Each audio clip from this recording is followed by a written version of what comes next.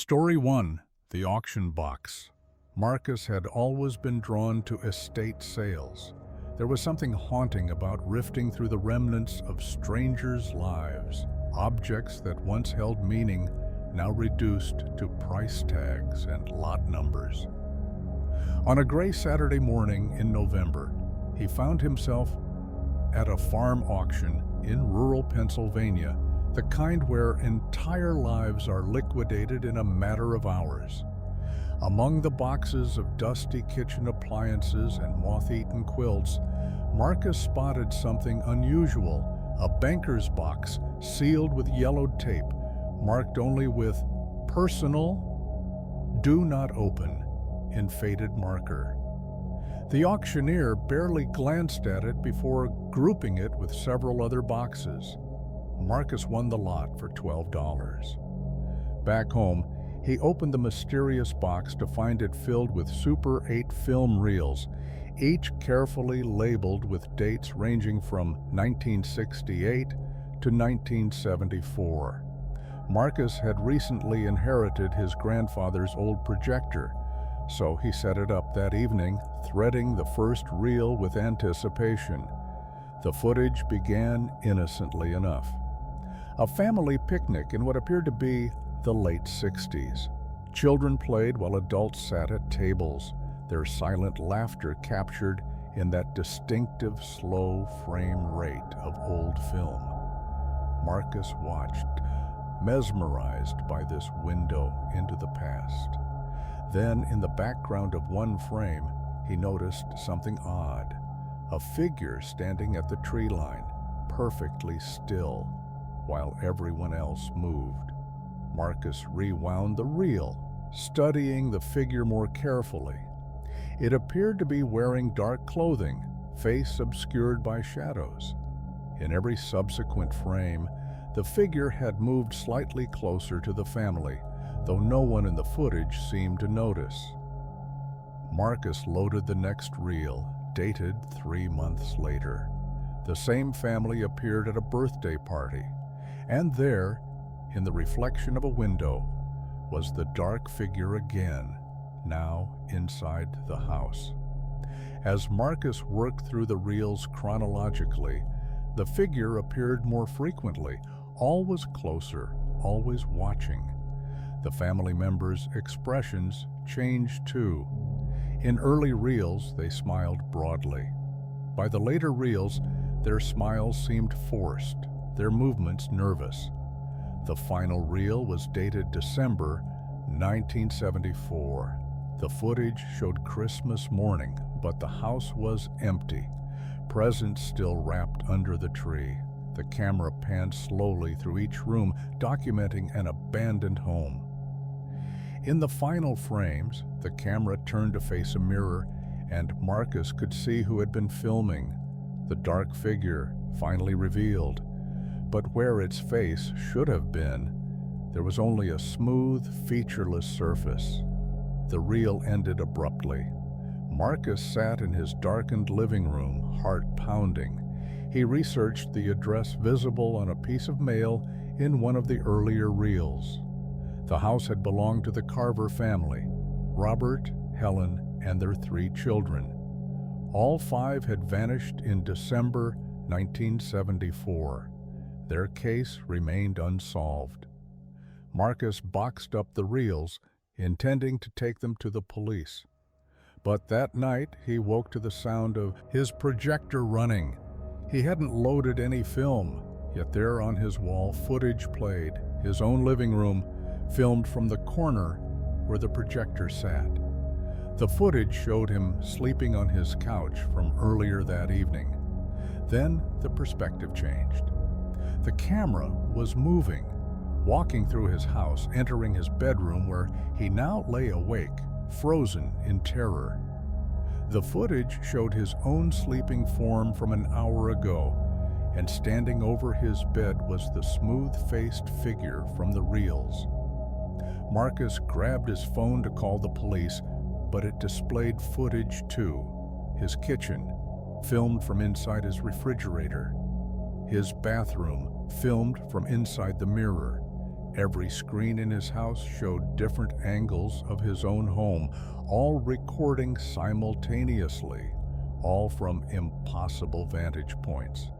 He ran to his car, but the rear view camera showed the back seat where the dark figure now sat. Marcus never made it out of his driveway. His own Ring doorbell captured it all. The footage automatically uploaded to the cloud, where it sits to this day unwatched, waiting for someone curious enough to investigate the abandoned car and the man who was never found.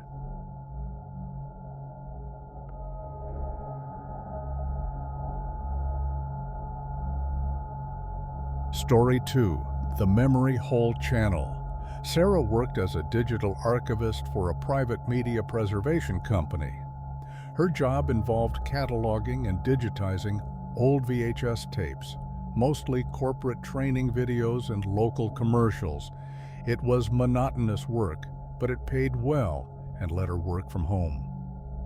One Tuesday, a peculiar delivery arrived. 50 unlabeled VHS tapes in a weathered cardboard box, accompanied only by a note. Digitize everything, delete nothing, send hard drives to P.O. Box. When complete, payment enclosed. Inside was $3,000 in cash. Sarah began working through the tapes. Most contained exactly what she expected: wedding videos, birthday parties, graduations. Normal family moments captured in that grainy, nostalgic VHS quality. But interspersed throughout were segments that made her deeply uncomfortable. Tape 7 contained typical vacation footage from Disney World, then suddenly cut to a living room where a man sat bound to a chair, eyes wide with terror. He appeared to be pleading with whoever held the camera. Just as suddenly, it cut back to the vacation. Tape 12 showed a child's ballet recital, then transitioned to what appeared to be the interior of a storage unit. In the dim light, Sarah could make out shapes that might have been bodies wrapped in plastic. Then back to the ballet recital, as if nothing had happened. The more tapes Sarah processed, the more these disturbing segments appeared. They never lasted more than 30 seconds, always sandwiched between innocent footage. A barbecue would suddenly become a basement room with strange symbols painted on the walls. A graduation would cut to someone digging in woods at night. A Christmas morning would briefly show what looked like a crime scene before returning to children opening presents. Sarah knew she should call the police, but something stopped her. The footage was too clean, too deliberate, and the transitions were seamless, suggesting the disturbing content had been recorded over existing family memories on purpose. Someone had carefully curated this collection. On tape 33, she saw something that made her blood run cold. Amidst footage of a backyard birthday party, there was a brief cut to a room she recognized, her own home office, filmed from the corner near her ceiling. The footage showed her, from 2 days ago, working at her computer. She was alone in the house. She had been alone. Sarah immediately checked every corner of her office, but found nothing. No cameras, no holes in the walls. She changed all her locks and installed a security system that night, but the tapes continued to haunt her. Tape 41 showed more footage of her home, this time her bedroom while she slept. Tape 47 showed her at the grocery store earlier that week. Someone had been documenting her life and had somehow included it in tapes she'd received before those moments had even occurred. The final tape was labeled simply for Sarah. She almost didn't watch it, but professional obligation and morbid curiosity won out. The tape began with her own front door, filmed from across the street.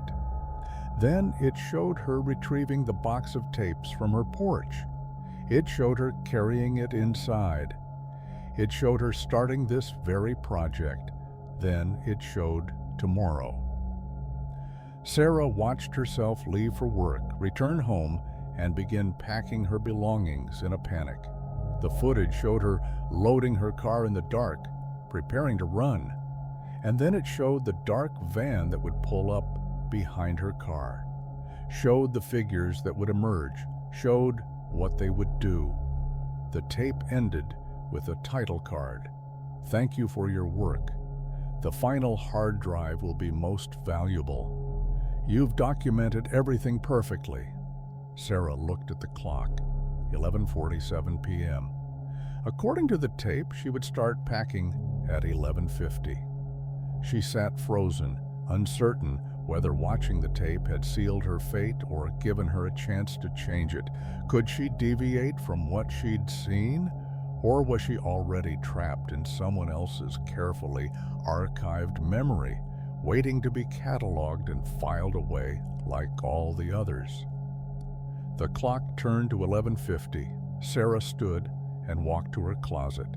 She pulled out a suitcase. She began to pack.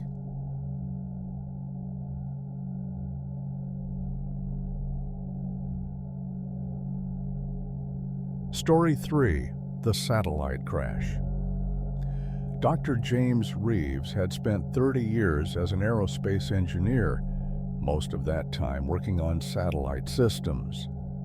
His retirement in 2008 should have been peaceful, but he'd carried a weight on his conscience ever since the Intelsat disasters of the 1990s. James had been part of the Western engineering team in China during those failed launches. He'd been there in 1996 when the Long March 3B rocket veered off course and obliterated an entire hillside of villages. The official Chinese count was 6 dead. Western estimates reached 500. James knew the truth was somewhere worse than either. What haunted him wasn't just the death toll, it was what they'd found in the wreckage. James and 3 colleagues had surveyed the crash site before Chinese authorities fully locked it down.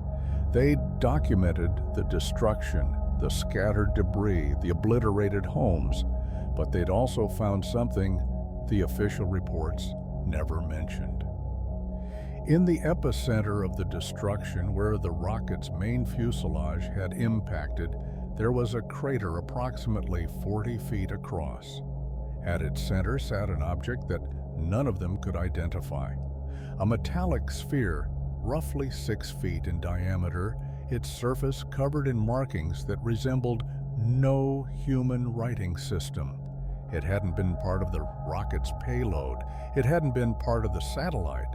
It had no business being there at all. The 4 engineers documented it carefully, taking photographs and measurements.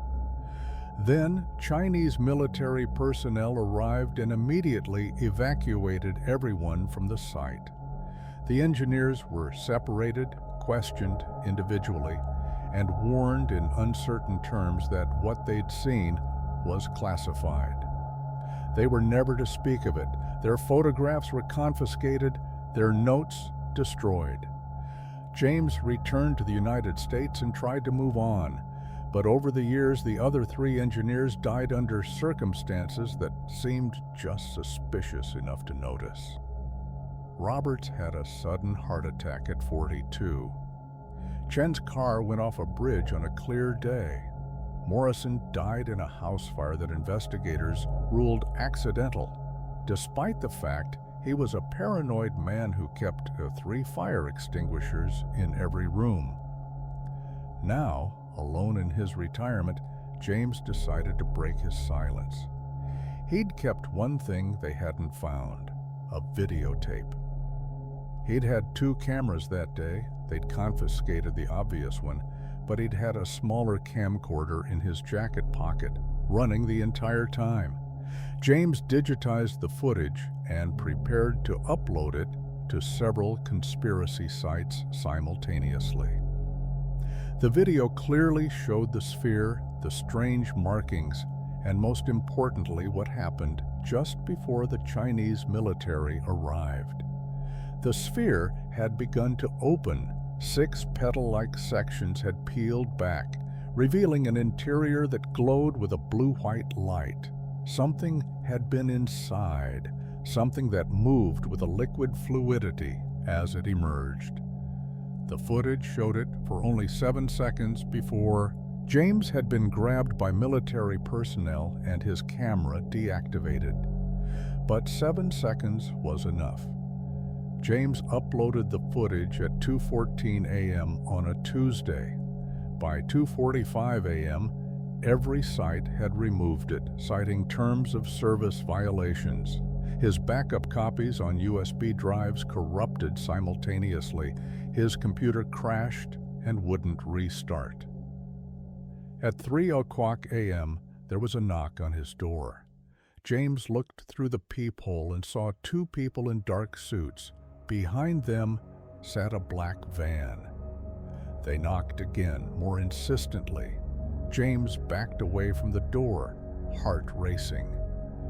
He was 73 years old and alone. Who could he call? Who would believe him? His phone buzzed, a text from an unknown number. Dr. Reeves, we need to discuss what you saw in 1996. Please open the door. We're not who you think we are. Another text. We're not from any government. We're from the sphere. We've been waiting 30 years for someone to tell the truth. James's hand trembled as he reached for the doorknob. Through the peephole, the figures waited patiently. Behind them, the van's side door slid open, and in the interior light, James could see it was filled with equipment he'd never seen before. Equipment that gave off that same blue-white glow he'd witnessed all those years ago. A final text arrived. The rocket didn't malfunction, Dr. Reeves. It was brought down deliberately. The sphere was a prison, and its occupant is very grateful to be free. We've been preparing Earth for its integration. Your footage would have complicated things, but your cooperation now could be most valuable. You have 10 seconds to decide. James looked at the countdown timer that appeared on his phone. 10, 9, 8. He never did open that door.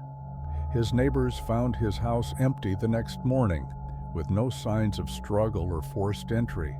Just a retired engineer who seemed to have vanished in the night, leaving behind only a corrupted hard drive and a lingering smell of ozone.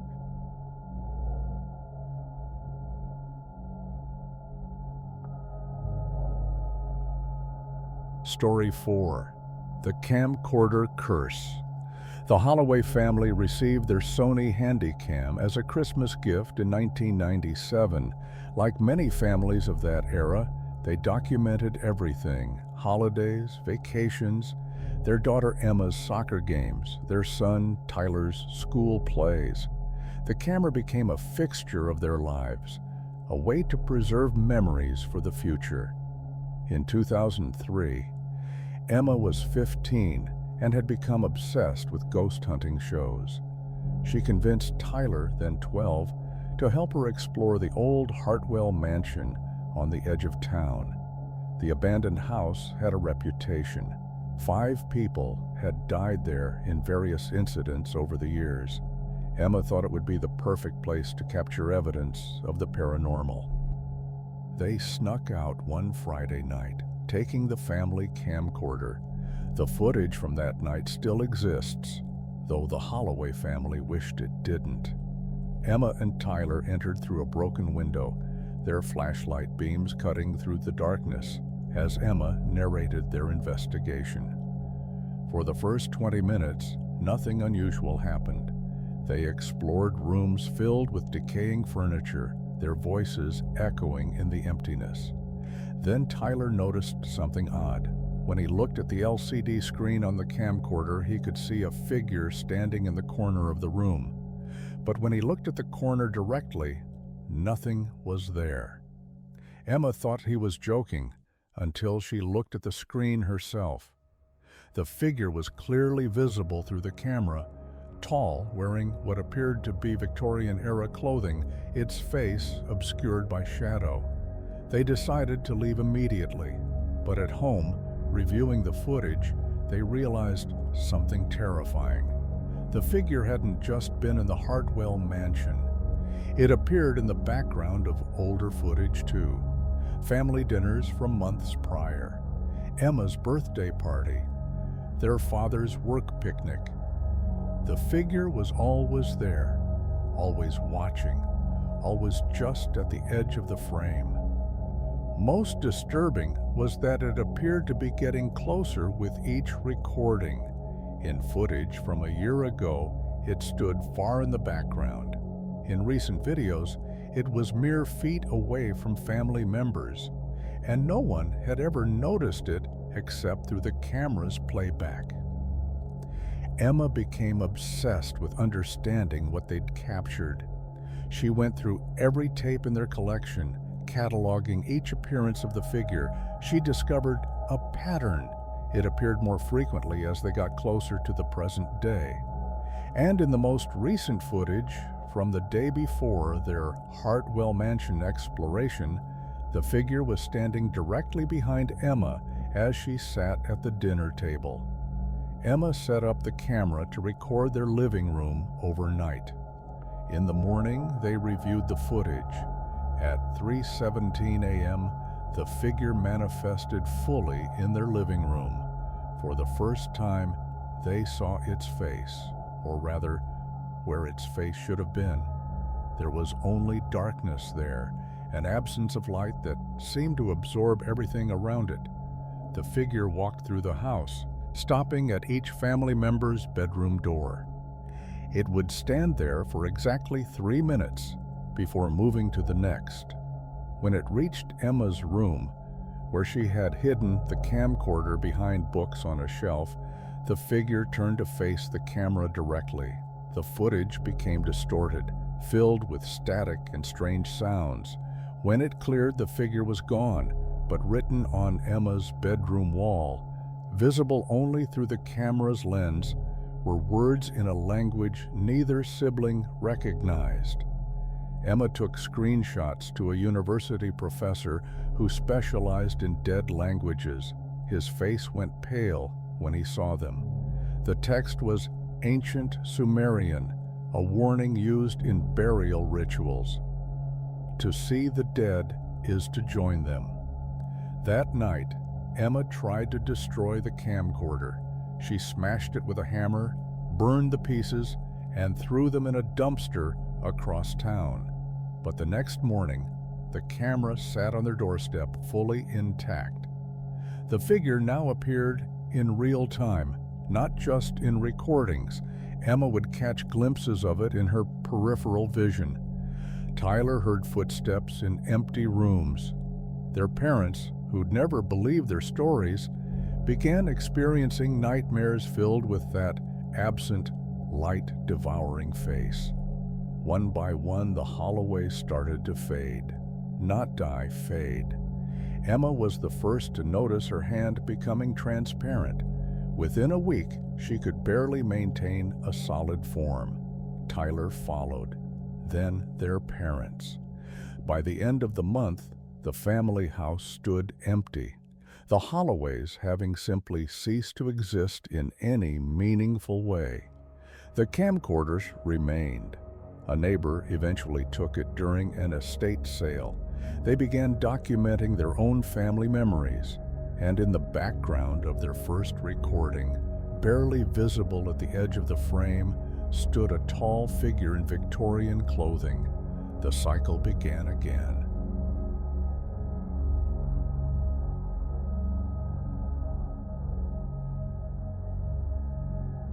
Story 5. The Safety Quiz. Marcus Chen worked as a data recovery specialist. His job involved retrieving information from damaged or corrupted storage media, mostly for corporate clients who'd lost important files. It was technical work that required patience and precision. In March 2019, a package arrived at his office without a return address. Inside was a damaged VHS tape and a note written in shaky handwriting.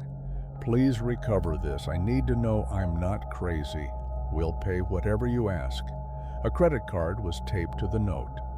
Marcus specialized in digital media, but he had the equipment to work with VHS. The tape was in terrible condition, its magnetic strip partially degraded. He spent 3 days carefully transferring and restoring what he could. The recovered footage showed an industrial accident from the 1990s, what appeared to be some kind of factory explosion. Bodies scattered across the ground, emergency responders rushing to help the injured. Grim stuff, but not particularly unusual for accident documentation. Then the footage cut to something else entirely. A woman in a bright yellow sweater sitting at a desk, smiling warmly at the camera. "Hello. In order to prepare you for workplace safety, we'd like you to take this simple multiple-choice quiz. Remember, there's only one correct answer for each question. Ready? Here we go." The quiz that followed was deeply wrong. Question 1 showed a photo of the factory explosion victims and asked, "What is the most efficient method of disposal? A. Cremation. B. Burial. C. Chemical dissolution. D. They're not really dead." Question 2 displayed an image of emergency exits being welded shut and asked, "When should you seal emergency exits? A. Never. B. During high productivity periods.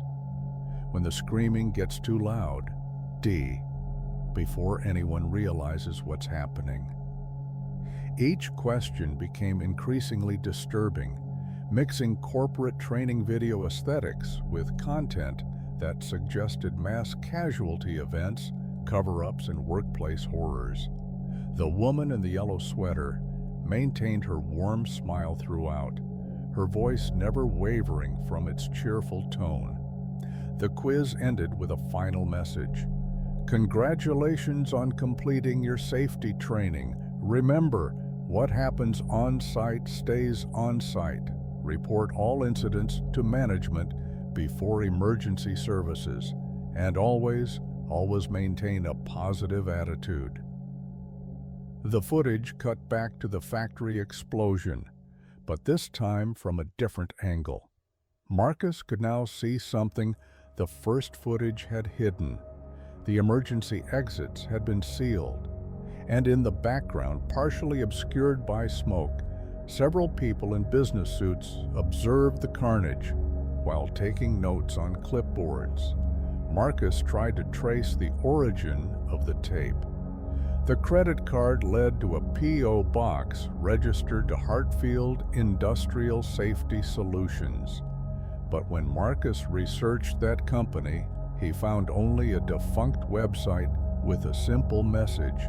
"Services concluded 1997. Thank you for your cooperation." He attempted to return the tape and the credit card, but his package came back marked "addressee unknown."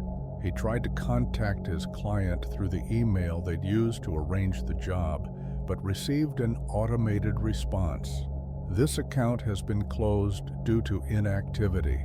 User deceased as of March 15, 1997. That night, Marcus had a dream. He was sitting in a classroom with dozens of other people, all wearing blank expressions. The woman in the yellow sweater stood at the front, holding a pointer. "Now, class, let's review what we learned about maintaining operational security." Marcus woke to find his TV on, playing static. But in the static, he could see patterns, shapes that resembled the woman in the yellow sweater. His computer monitor showed the same static, his phone screen. Every display in his apartment pulsed with that same pattern. His work email contained a new message, sent from his own account to his own account. "Thank you for completing your safety training. Your cooperation has been noted. Your discretion is mandatory. Please report to orientation on Monday for your new position at Hartfield Industrial Safety Solutions." Monday came, and Marcus found himself driving to an address he didn't recognize in an industrial part of town he'd never visited. He didn't want to go. He actively tried to turn around, but his car wouldn't respond to his steering, continuing toward the address as if on autopilot. The building looked abandoned from the outside, but the front door opened at his approach. Inside, a conference room full of people sat in chairs facing a screen. They all turned to look at him with the same blank expression he'd seen in his dream. At the front of the room stood the woman in the yellow sweater. She was older now, her smile slightly more weathered but unmistakable. "Ah, Mr. Chen, we've been expecting you. Please take a seat. We have so much to teach you about operational safety. Don't worry, you'll understand everything soon. Everyone does, eventually. Now, let's begin with quiz number 1. Marcus hasn't been seen since. His apartment was found exactly as he left it, including the recovered VHS tape sitting on his desk. Several data recovery specialists have since received that same tape in the mail. None have recovered its contents. They know better.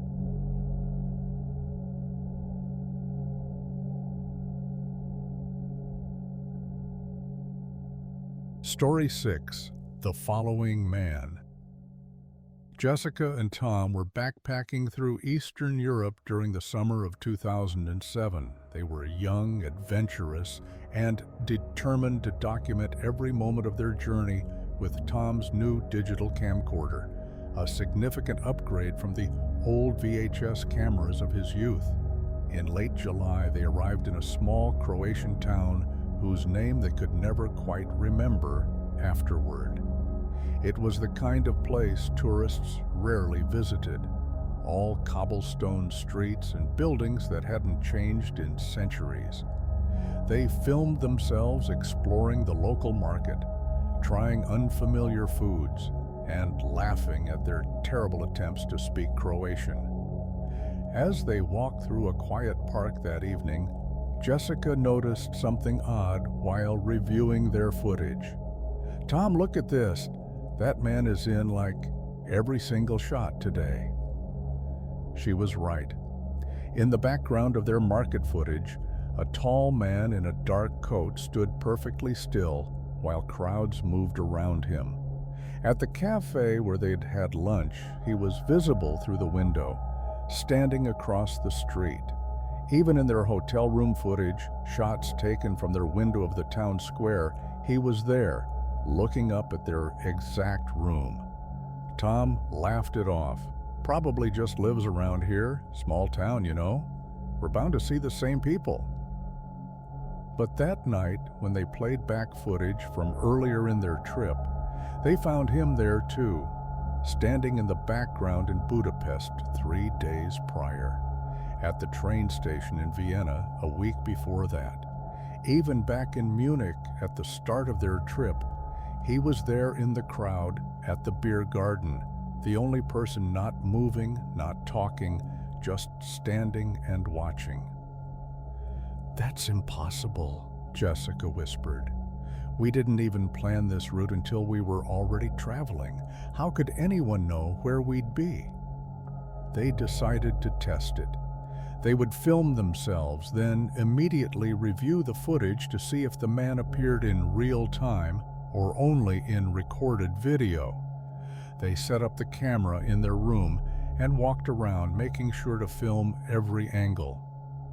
During the actual recording, they saw nothing unusual, But when they played it back immediately afterward, there he was, standing in the corner of their room that they knew had been empty.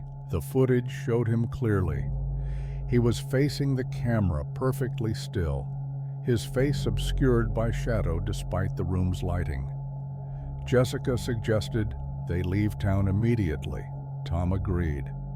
They packed quickly and headed to the bus station, filming their escape for evidence of something. They weren't sure what anymore. On the bus, they reviewed the footage from their departure. The man had followed them through the streets. In every shot, he was visible, always maintaining the same distance, never quite in focus.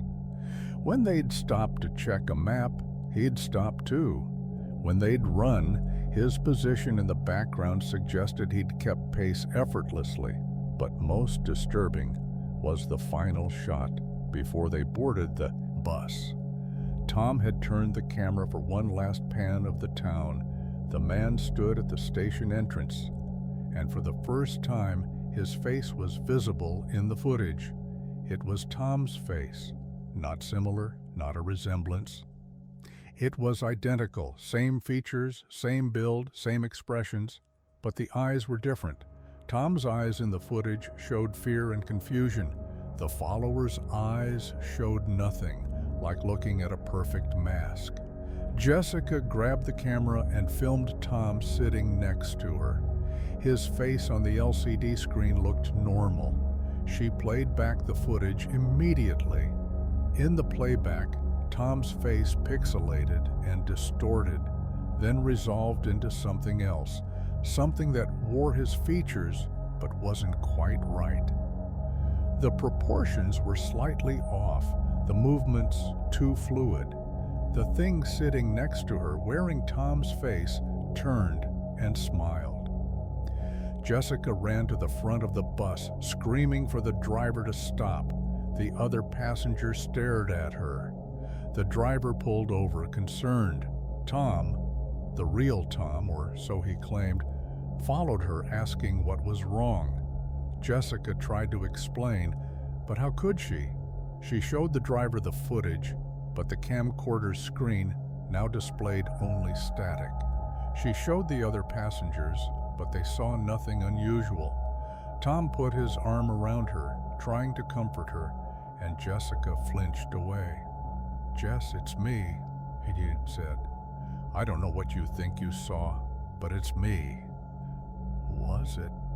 Jessica couldn't be sure anymore.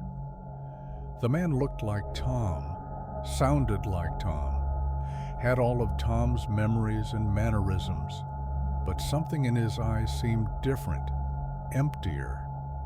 The footage on the camcorder corrected itself eventually. The rest of their trip appeared normal in recordings.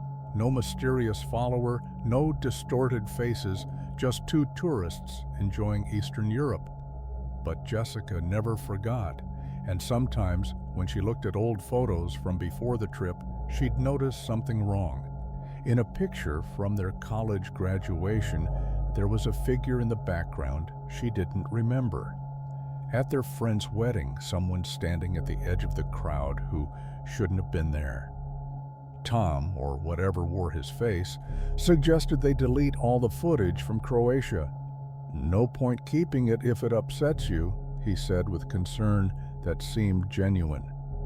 Jessica agreed, but first she made a secret copy, hiding the files in multiple locations online. If something happened to her, she wanted evidence. Evidence of what exactly, she wasn't sure. Evidence that the man she married wasn't the man she'd traveled with. Evidence that something had followed them home and never left. She still lives with him. She has children with him. He's been a good husband, a loving father. But sometimes, in certain lighting, his face looks slightly wrong. And sometimes, when she's filming their children's birthday parties or school plays, she'll notice someone in the background of the footage. Someone tall, wearing a dark coat, standing perfectly still while the world moves around them, and the face, when visible, is always hers.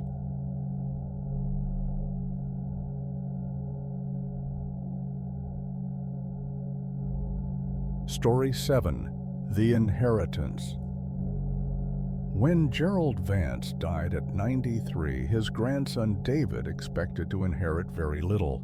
Gerald had been a recluse for the last 30 years of his life, living alone in a farmhouse in rural Montana. The two had barely spoken after David's 10th birthday. The lawyer's office revealed that David had inherited the farmhouse and all its contents. No money. Gerald had apparently spent his savings on something the lawyer wouldn't specify, but the property itself was worth something. David drove out to Montana in late October. The farmhouse stood isolated, surrounded by empty fields and distant mountains. Inside, he found what he expected: decades of accumulated possessions, dust-covered furniture, and the musty smell of abandonment. In the attic, David discovered his grandfather's collection, hundreds of film reels, all carefully labeled and stored in climate-controlled cases. The labels spanned from 1952 to 2023, suggesting Gerald had been recording something for his entire adult life. David found an old projector and began reviewing the reels chronologically. The earliest ones showed his grandfather as a young man, filming family gatherings and everyday life. Normal stuff. But even in these early reels, David noticed his grandfather's camera lingered on backgrounds, on windows, on the tree line beyond the farm. In a reel from 1958, David finally saw what his grandfather had been documenting. During footage of a barn raising, the camera suddenly swung to face the woods. There, barely visible between the trees, stood a woman in a white dress. The camera zoomed in as much as its limited technology allowed. The woman didn't move. She just stood there, watching. Gerald's voice could be heard on the audio track, one of the few times he'd recorded sound. Third sighting this month. Distance approximately 200 yards. Duration 12 minutes. She hasn't moved. She never moves. The footage continued. Gerald approached the woods, camera running. As he got closer, the woman vanished. But the camera caught something else, a circle of dead grass where she'd been standing, and in the center, a small object. The film cut to Gerald's kitchen table. He'd retrieved the object, a small black stone carved with symbols that resembled eyes. Gerald's voice narrated, "I don't know what this is. I don't know what she wants, but I think she's trying to tell me something." David fast-forwarded through years of reels. The woman appeared regularly, always at a distance, always in that same white dress, sometimes in the fields, sometimes at the tree line. Once, according to the label, she appeared inside the barn. Gerald had filmed her standing among the hay bales for 6 hours before she finally faded away. In 1973, something changed.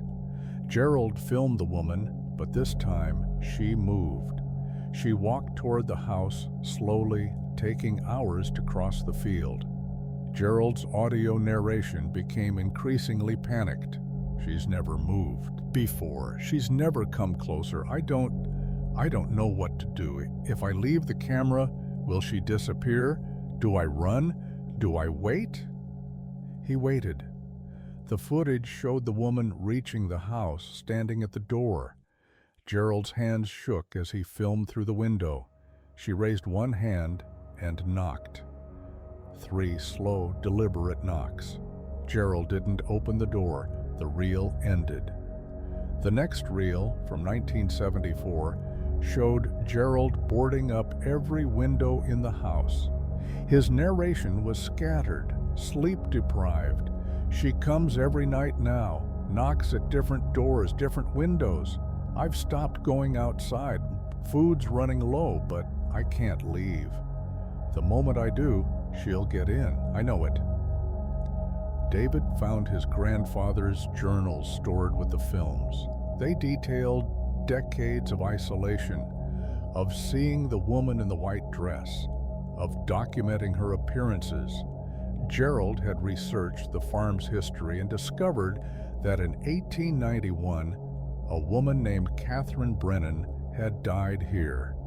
She'd been murdered by her husband, who'd buried her somewhere on the property. Gerald believed he was documenting a ghost, but his later journals suggested something else. In the 1990s, Gerald wrote, "I don't think she's Catherine. I think she's something that wears Catherine's shape. Something that's been here far longer than this farm, than this country, than maybe civilization itself. The land remembers her, and she remembers the living." The most recent reels disturbed David the most. In footage from just months before Gerald's death, the woman had changed. She no longer wore a white dress. She wore Gerald's clothes. She had Gerald's face. The real Gerald filmed his own doppelganger standing in his field, perfectly motionless, for hours at a time. Gerald's final journal entry, dated 2 weeks before his death. "I understand now. She doesn't haunt. She waits. She watches. And when you've filmed her long enough, when you've devoted enough of your life to documenting her existence, she becomes you, or you become her. I'm not sure there's a difference anymore. I leave this collection to whoever comes next. You'll need it. You'll need to understand what I learned too late. The moment you film her once, you're bound. The camera doesn't capture her. It connects you to her. And David, if you're reading this, I'm sorry, but you've already watched the films. You've already seen her. And tonight, when you look out the window of my farmhouse, you'll see her too, standing in the field, wearing my face, waiting for you to begin documenting her, just as I did." David looked up from the journal. Through the attic window, the sun was setting over the field, and there, barely visible in the fading light, stood a figure. It wore Gerald's face, and it wasn't moving. David's hand, almost of its own volition, reached for the camera.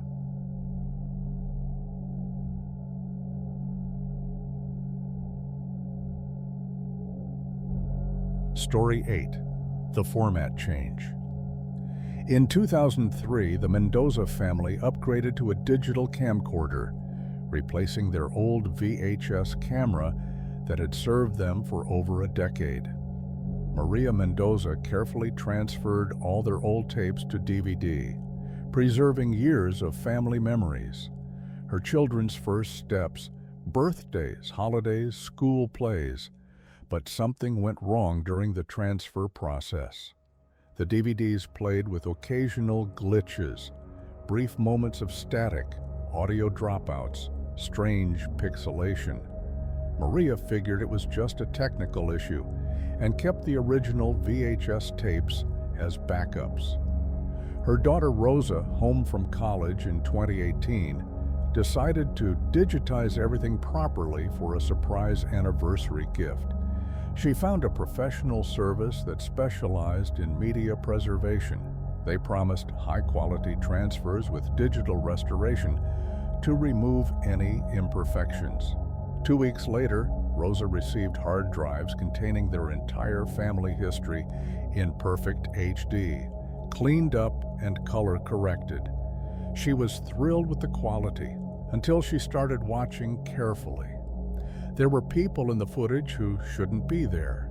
In her third birthday party video, a man in a gray suit stood in the corner of the living room. Rosa had no memory of him. When she asked her parents, neither recognized him. "Probably a neighbor we invited," her father suggested. But the man appeared in every angle, every shot, always in the background, never interacting with anyone. Rosa checked the original VHS tape. The man wasn't there. She checked the DVD transfers her mother had made. He wasn't there either. He existed only in the professionally restored digital files. She contacted the restoration company. Sometimes our AI enhancement tools can create artifacts, the technician explained. Visual noise that gets interpreted as shapes. We can reprocess the files if you'd like. But Rosa kept looking. The man in the gray suit appeared in dozens of videos across different years. Her brother's soccer games, Christmas mornings, their trip to Disneyland in 1998. Always the same man, always watching, always standing slightly out of focus in the background. Then Rosa noticed something else. In the enhanced footage, there were moments, brief flickers, lasting only a frame or two, where the video showed things that hadn't happened. Her mother dropping a glass that Rosa remembered her catching. Her father standing in a doorway he'd walked through. Her younger self looking directly at the camera with an expression of terror that Rosa had no memory of. The digitization process hadn't just transferred their memories, it had revealed alternate versions, moments that existed in parallel to what they remembered, realities that branched from their own timeline in tiny, almost imperceptible ways. Rosa became obsessed with finding every divergence. She spent weeks cataloging the differences, a birthday cake with 6 candles instead of 5, a Christmas tree in a different corner of the room, her grandmother wearing a blue dress instead of red. Small things, meaningless things. Until she found the video from 2001, footage of their family vacation to the Grand Canyon. In their original memories and the old VHS tape, it had been a perfect trip. But in the restored digital version, something different happened. The footage showed the family hiking, laughing, taking photos at scenic overlooks. Then, in one continuous shot that Rosa knew had never existed in the original tape, her younger brother Miguel walked too close to the edge. The ground gave way, and he fell. The video showed her parents screaming, running to the edge, showed park rangers arriving, showed the search and rescue operation that went on for days, showed the small memorial service at the bottom of the canyon. But Miguel was alive. He was 32 years old, living in Denver, working as an accountant. Rosa had just talked to him last week. She called the digitization company again, demanding answers. The technician seemed confused by her description. "Ma'am, we don't add footage. We only enhance what's already there. If you're seeing things that weren't on the original tapes, then, well, that's impossible." Rosa decided to visit their office. She needed to understand what technology they'd used, what could have caused this. The address led to a small strip mall in Burbank, but when Rosa arrived, the office was empty. Not recently vacated, it looked like it had been abandoned for years. Dust covered every surface. Old computers sat on desks, their screens cracked and dark. She checked the business license posted on the wall. The company had been registered in 1987 and dissolved in 1992. Over 25 years before she'd sent them her family's tapes. Rosa's phone buzzed, an email from the company. "Thank you for choosing us for your media preservation needs. Your order is now complete. Please note, all enhanced footage shows authentic moments from your family's history. These events occurred in the timeline you now inhabit. The originals captured a different version. What you're seeing now is the truth that digital formats can perceive. The sum of all possible moments collapsed into the most probable outcomes. Your brother did fall, your family did grieve, but grief creates powerful probability fields. Sometimes love is strong enough to rewrite what happened. Sometimes memory is enough to resurrect the dead. Your old tapes showed you the story you chose to remember. Our restoration shows you what actually occurred before that choice was made. Rosa drove straight to Miguel's apartment in Denver. She needed to see him, to confirm he was real. He answered the door, surprised by her unannounced visit. He looked exactly as she remembered, solid, real, alive. But when she hugged him for just a moment, she felt something wrong, a slight disconnection, as if he was half a second behind his own movements. And in his eyes she saw something she'd never noticed before, a deep, unspoken sadness that seemed to have no source. "You okay, sis?" Kya asked. Rosa wanted to tell him everything, about the videos, about the Grand Canyon, about the version of their family history where he'd died and somehow come back. But what would she say? How could she explain? "I'm fine," she lied. "Just wanted to see you." That night in Miguel's guest room, Rosa couldn't sleep. She pulled out her laptop and watched more of the restored footage. In video after video, she found more divergences. Her father's heart attack in 2005 that had killed him. But he was alive in her current reality, celebrating his 70th birthday last month.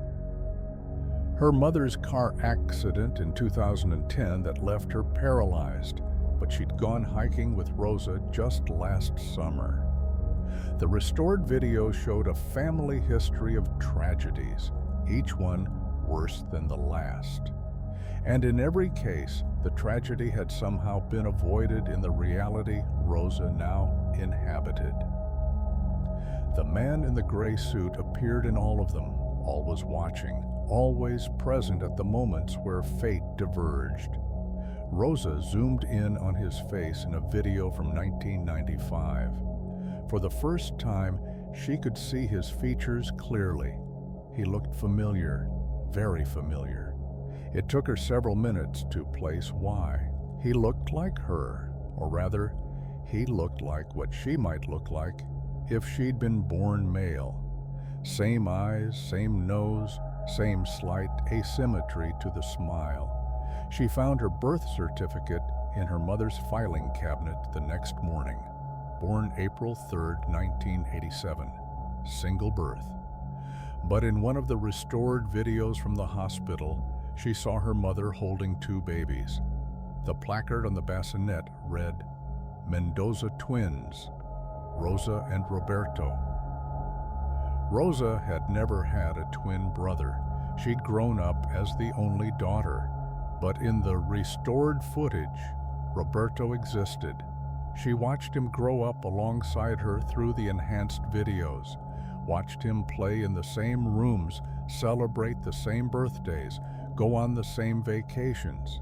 And then, in footage from July 1992, she watched him die, a car accident, 5 years old.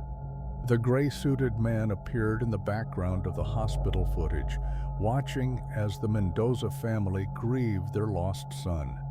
Rosa understood then the digitization process hadn't added anything, or revealed alternate timelines. It had shown her the original timeline, the one where tragedy after tragedy struck her family, the one where they'd lost Roberto, where Miguel fell, where her father died, where her mother was paralyzed. Somehow, impossibly, her family had been living in a revised version of their history, a version where all those deaths were undone, a version where grief was retroactively prevented. But who had the power to change the past? And what was the cost? Rosa found one final video file on the hard drive, README MP4. She opened it. The footage showed a hospital room, her mother, younger, holding a single baby wrapped in a blue blanket. The date stamp read April 3rd, 1987, Rosa's birthday. A doctor spoke softly off camera. "I'm so sorry, your daughter didn't survive the birth, but your son is healthy."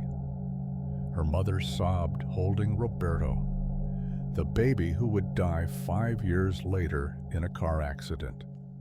The video cut to black. Then new footage appeared. The same hospital room, same date.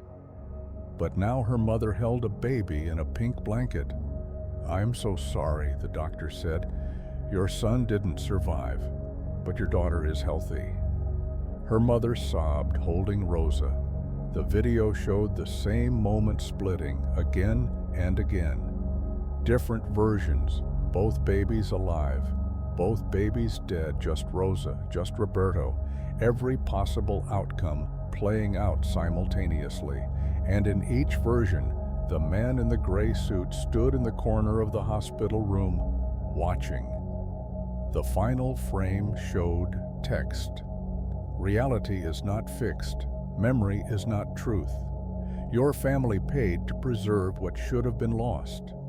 Every digitization preserves not just what was recorded, but what could have been, what should have been, what was in other timelines.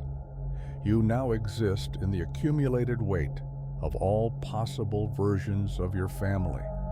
The tragedies happened, the dead stayed dead, but love is data, and data can be rewritten. You asked us to restore your family memories. We restored your family. The cost was already paid. Roberto paid it. Miguel paid it. Your father, your mother, they all paid. Every avoided tragedy extracts its price from somewhere else, someone else. Some other version of your family in some other timeline still mourns, still grieves. Their pain is real, but yours isn't, not anymore. Welcome to the enhanced version of your life. Please rate your experience." Rosa closed the laptop. In the next room, she could hear Miguel snoring softly. Alive, real, impossible. She looked at her reflection in the dark laptop screen and saw for just a moment someone else looking back. A boy with her eyes, a brother she never had and never forgot. The digitization company sent one last email. "Thank you for your business. Your satisfaction is guaranteed across all timelines. Please note, deleting the enhanced files will not restore the original timeline. There is no original timeline anymore.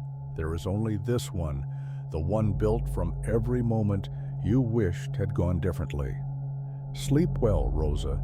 Your family is together. Isn't that what you always wanted?" Rosa never told her family what she'd learned. What would be the point?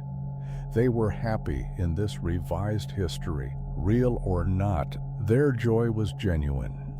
Their love was authentic, even if it was all built on impossible edits and rewritten code. But sometimes, late at night, Rosa caught glimpses of the man in the gray suit. Not in old videos, in real life. Standing across the street, waiting at bus stops, watching from parking lots. Roberto, her twin who never was and always had been. The price that was paid so that everyone else could live. And Rosa understood that she was trapped in a restored version of reality. Enhanced, color corrected with all the imperfections removed, perfect and perfectly wrong. Hey, still awake? If so, leave a comment on what you would like to see on tomorrow's night, will you? As for now, good night.